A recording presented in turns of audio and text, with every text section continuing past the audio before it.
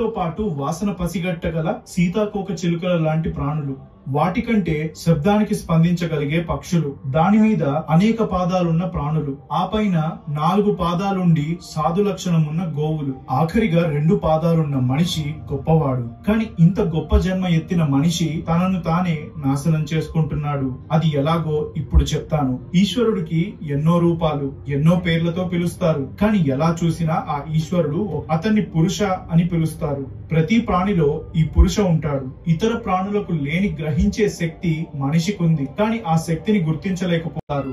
లౌకిక బంధాల నుండి దూరంగా ఉంటూ వారి ఏకైక ఆసక్తి పరమాత్మకి సంబంధించిన గాథలు పంచుకోవడంలో ఉంటుంది. ఇందులో వాళ్ళు గొప్ప ఆనందాన్ని పొందుతారు. అనుబంధం అంటే అటాచ్మెంట్ నుంచి విముక్తి సాధించారు కాబట్టి ప్రపంచంలో ఉన్న కష్టాలకు అతీతులై ఉంటారు. ఇలా ఉండే వాళ్లను విముక్తి పొంది నిజమైన స్వేచ్ఛ కలిగిన సాధువులు అంటారు. అలాంటి వారితో సమయం గడిపితే దాన్ని సత్సంగ అంటారు. అలాంటి సత్సంగంలో ఉండమని కపిలముని తన తల్లి దేవహూతికి చెప్పాడు. ఆ సాధువులు చెప్పే పరమాత్మ గాథలతో మనసుకి ఆనందం కలుగుతుంది. ఆ ఆనందం భక్తిగా మారుతుంది. ఇక మనసులో భక్తి ఉన్నప్పుడు లౌకిక విషయాల పట్ల ఆసక్తి ఉండదు. పరబ్రహ్మాన్ని అర్థం చేసుకోవడానికి మరికొన్ని మార్గాలు వెతికే ఆసక్తి పెరుగుతుంది. అప్పుడు మోక్షం కోసం ప్రయత్నిస్తాడు.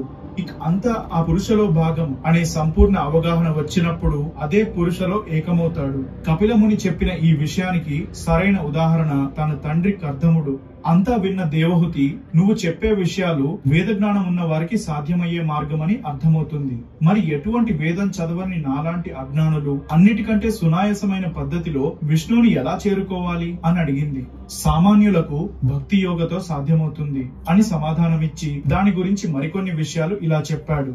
ఇంద్రియాల వల్ల కలిగే కోరికలను తీర్చుకునే వ్యక్తి కాకుండా రోజు తన విధులు నిర్వహించే వ్యక్తి, వేదాలు నిర్దేశించిన కర్మలు పాటించే వ్యక్తి, ఈ ఇద్దరికి వారి జీవితాల నుంచి విముక్తినిచ్చేది శ్రద్ధతో సహజంగా మోక్షం కావాలనే కోరిక. ఈ కోరిక నారాయణుడిపై ఏర్పరచుకునే అచంచలమైన భక్తితో తీరుతుంది.